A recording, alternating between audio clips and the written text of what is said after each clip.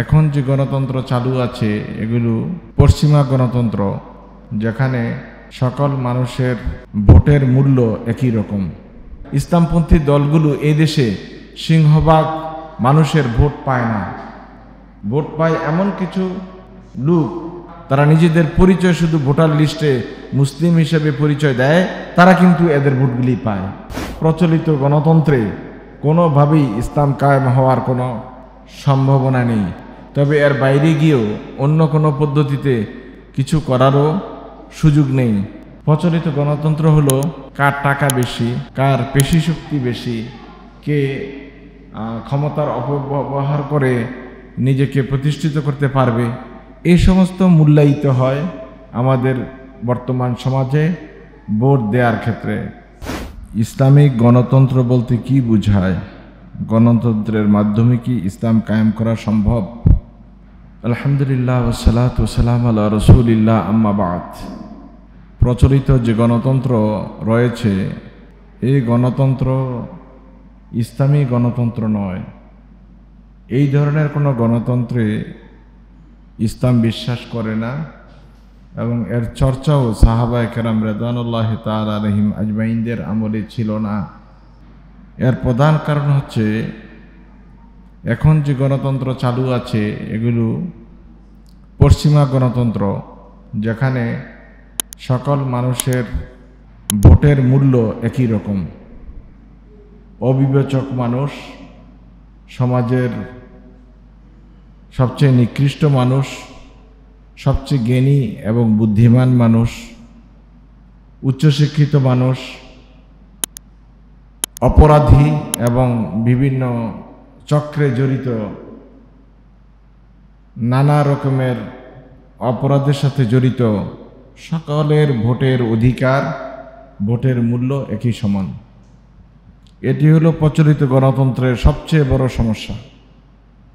কারণ মানুষ সুবিবেচক না হলে কাকে ভোটটা দেয়া যাবে, কাকে রায় দিলে তার রায় ইসলামের পক্ষে যাবে, দ্বীনের পক্ষে যাবে, কোন রায়ের কারণে একটি দেশ সুচারুরূপে পরিচালিত হবে, জনগণ শান্তি পাবে, দুর্নীতি, রাহাজানি, হত্যা, খুন খারাপি নির্মূল হবে, কাদের হাতে দেশ নিরাপদ, এই বিবেক বিবেচনা বোধ নাই এমন লোকের ভোটের যা মূল্য, আর যারা এগুলি মূল্যায়ন করে ভোট দেন বা রায় প্রদান করেন তাদের মূল্য একই রকম।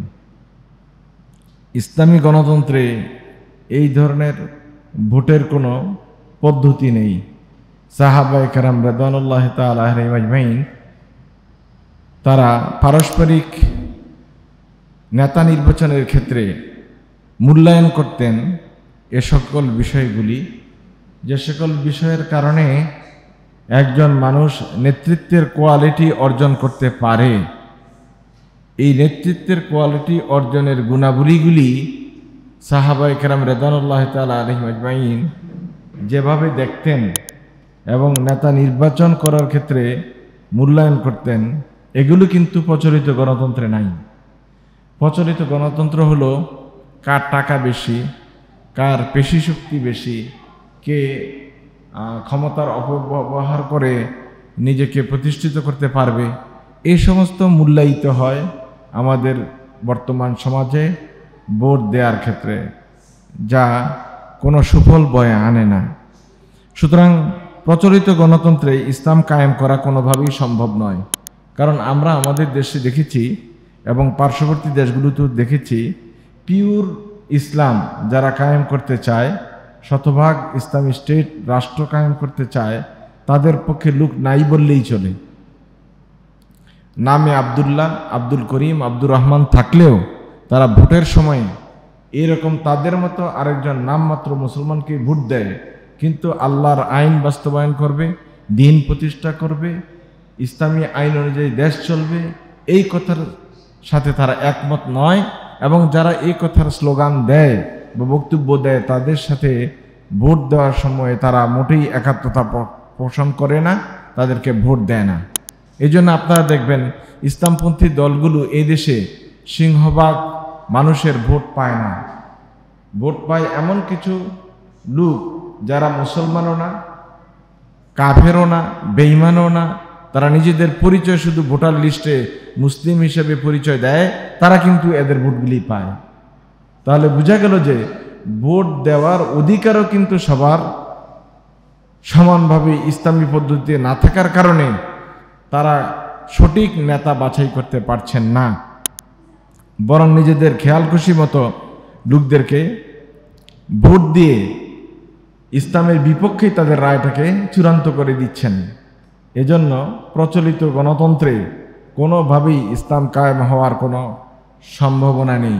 তবে এর বাইরে গিয়েও অন্য কোনো পদ্ধতিতে কিছু করারও সুযোগ নেই। সুতরাং প্রচলিত পদ্ধতিতে যতক্ষণ না পর্যন্ত ক্ষমতায় যাওয়া যাচ্ছে ততক্ষণ পর্যন্ত প্রচেষ্টা করে যেতেই হবে। এবং দেশ ও রাষ্ট্র পরিচালনার জন্য যে পরিমাণ জনশক্তি তৈরি করা দরকার, এই পরিমাণ জনশক্তি তৈরি না করা পর্যন্ত আপনাকে প্রচলিত পন্থাই প্রচেষ্টা করে যেতে হবে। বিপ্লবের নামে মানুষ হত্যা করা অথবা কিছু মানুষকে হত্যা করে ক্ষমতায় যাওয়া, এটি ইসলাম পছন্দ করে না। ইসলামে এমন কোনো অনুমোদন নেই। যেহেতু যাদের বিরুদ্ধে আপনি বিপ্লব করবেন, লড়াই করবেন, তারাও নামমাত্রে মুসলমান, তারাও তাদেরকে হত্যা করার অধিকার কিন্তু আপনাকে দেয়া হয়নি। বরং আপনি মোটিভেশন করে মানুষদেরকে পরিবর্তন করে, তাদের মন মানসিকতা চিন্তা চেতনা পরিবর্তন করে ইসলামের প্রতি তাদের আগ্রহ তৈরি করেই আপনাকে ক্ষমতায় যেতে হবে। তাহলে একটা টেকসই শাসন ব্যবস্থা কায়েম হবে। নবী করিম সাল্লাল্লাহু আলাইহি ওয়াসাল্লাম মানুষদেরকে মন থেকে উৎসাহিত করেছেন, মন থেকে মানুষদেরকে শুধরে নেওয়ার চেষ্টা করেছেন। যে কারণে আমরা দেখি রাসূলুল্লাহ সাল্লাল্লাহু আলাইহি ওয়াসাল্লামের রাষ্ট্র ব্যবস্থা দীর্ঘ সময় ধরে টেকসই হয়েছিল। কিছু মানুষ তৈরি করে নিতে হবে যারা টেকসই ইসলামী রাজনীতির সাথে একাত্মতা পোষণ করে, মন মানসিকতায় চিন্তায় চেতনায় তারা যতক্ষণ পর্যন্ত ইসলামী ভাবধারার সাথে অভ্যস্ত না হবে ততক্ষণ পর্যন্ত একটি ইসলামী রাষ্ট্রকে টেকানো যাবে না। সুতরাং ইসলামে গণতান্ত্রিক এই পদ্ধতি কায়েম করার জন্যে বর্তমান পদ্ধতির যেমন বিকল্প নেই, তেমনিভাবে আবার এই পদ্ধতির উপরেই সম্পূর্ণ ভরসা করারও সুযোগ নেই। আল্লাহ সুবহানাহু ওয়া তাআলা আমাদেরকে বোঝার তৌফিক দান করুক। আমিন।